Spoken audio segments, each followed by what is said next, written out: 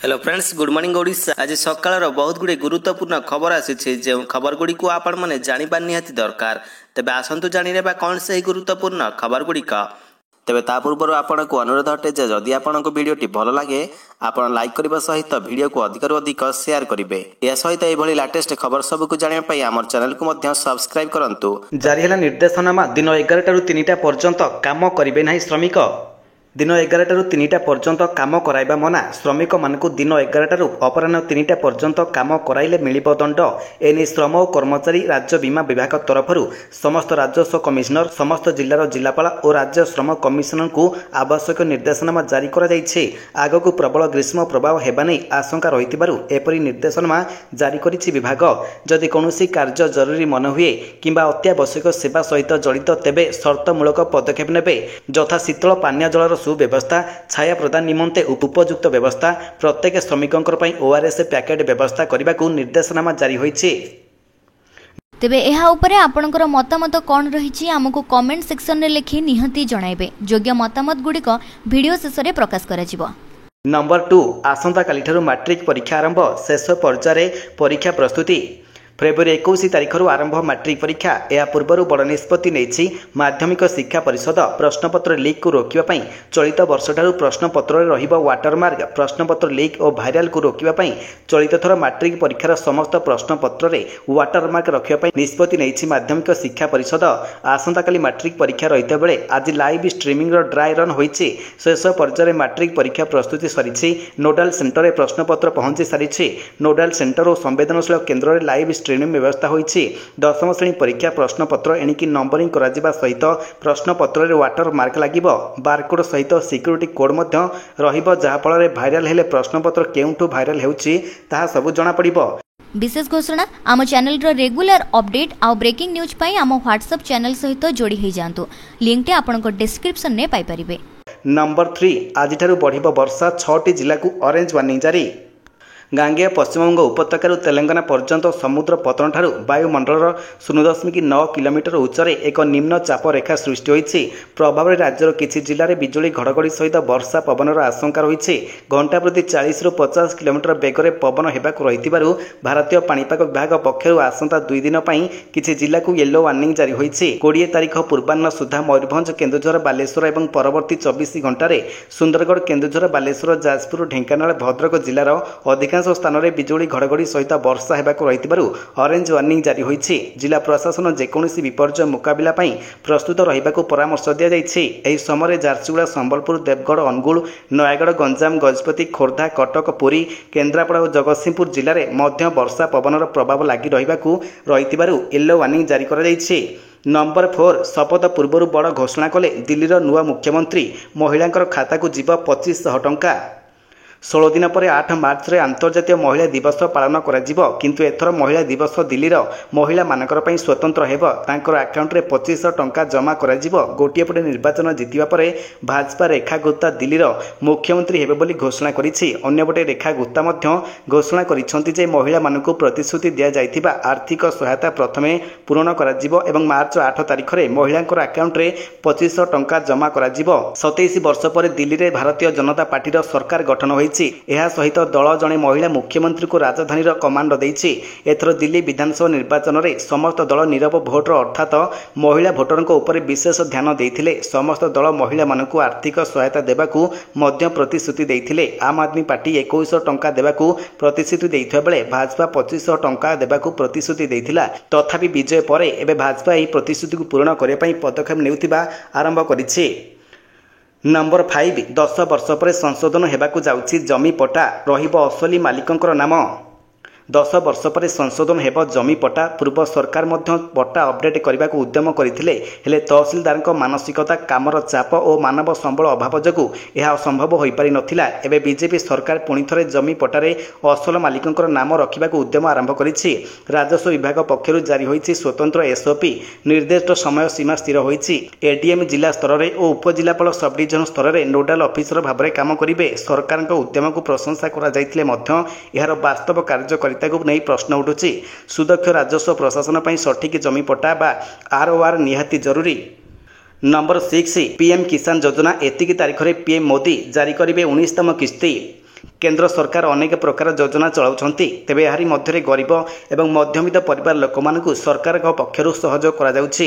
उदाहरण स्वरूप भारत सरकार कृषक मानकर पई प्रधानमंत्री किसान सम्मान निधि योजना चलाइछन्ति। एही योजना अधीन रे योग्य कृषक मानकु आर्थिक सुविधा जोगाई दिया जाउछि जहाद्वारा सेमाने चाषर एही टंका को नियोजित करि परिबे। तेणु एथिपई प्रतिवर्ष एही योजना रे चाषी मानकर बैंक अकाउंट को 6000 टंका पठा जाउछि एवं एही टंका प्रत्येक किस्ती माध्यम रे 2000 टंका प्रदान करा जाउछि। वर्तमान परवर्ती पर्याय हेउछि 19तम किस्ती जहाँकि 24 फेब्रुआरी मिलिबो। एही परिस्थिति रे आपण 19तम किस्ती रो लाभ उठाइबे कि नाही ताहा जानिबा आपणकर पई गुरुत्वपूर्ण। प्रधानमंत्री नरेंद्र मोदी फेब्रुआरी 24 तारिख रे बिहारर भगलपुर जिबे एवं एठारु से 19तम किस्ती जारी करिबे। डीबीटी माध्यम रे हिताधिकारी मानकर बैंक अकाउंट को एही किस्ती टंका पठा जिवो। एठारे पीएम मोदी मध्य हिताधिकारी मानकर सहित कथाबार्ता हेबे। नंबर 7 पुरी ढांचारे पश्चिमबंग रे जगन्नाथ मंदिर निर्माण करुछंती ममता, घनैला विवाद। पश्चिमबंग पूर्व मेदिनीपुर जिलार दीघारे प्रस्तावित जगन्नाथ मंदिर को ओडिशार पुरीर प्रतीकात्मक श्री जगन्नाथ मंदिर अनुकरण में निर्माण चली जहां नहीं विधानसभा झड़ सृष्टि होइछि। विधानसभार विरोधी दल नेता शुभेन्दु अधिकारी बुधवार मुख्यमंत्री ममता बानार्जी को चैलेंज करिसेंति। से कहिसेंति मंगलवार मुख्यमंत्री दीघारे प्रस्तावित मंदिर विषय तांकर दाबी को प्रश्न करिबा मोर साहस पर प्रश्न उठाइतिले जहां से पुरीर प्रतीकात्मक मंदिर अनुकरण में तैयारी करा जाउछि बोली दाबी करुछंति। एबे मु तांकु सही प्रसंग रे तांकर दाबी संपर्क में मोर प्रश्न उत्तर देबाकू चैलेंज करुछि बोली शुभेन्दु बुधवार एक विवृत्ति रे कहिसेंति। नंबर 8 खाउटी मानकर गहम आशा मौलुछि। मार्च रु केवल चाउल जोगाई देबाकू केन्द्रर आवंटन पत्र। राशन कार्ड हिताधिकारी मानक मिलिब गहम। पूर्व भली साधारण बंटन केन्द्र निज पसंद रे खाउटी चाउल सहित गहम भी उठाण करिपारिबे। नुआ सरकार आसिबा पर विभागीय मंत्री एमिति आशा देखाइथिले। निजर कथा को बारंबार दोहराइथिले। लागुथिला नुआ वर्षर निश्चित गहम मिलिब, मात्र एजाई गहम मिलिला नाही किंबा मिलिबार ना गंध उठु नाही। जोगाण विभागर ताजा सूचना अनुसार निकट रे खाउटी मानकु गहम मिलिबार संभावना नाही। केंद्र सरकार मार्च मासरु खाउटी को केवल चाउल जोगाण पई आवंटन पत्र जारी करिसेंति। राज्य सरकार भारतीय खाद्य निगम बा एफएससीआई ठारू गहम उठाण पई परिवहन व्यवस्था स्थिर करिनांती। एमितिरे खाउटी गहम पाइबा आशा नाही। नंबर 9 गोटे गोल्ड ब्लॉक नीलाम करिवे केंद्र सरकार। एही जिल्ला रे चलीछि अधिक अनुसंधान।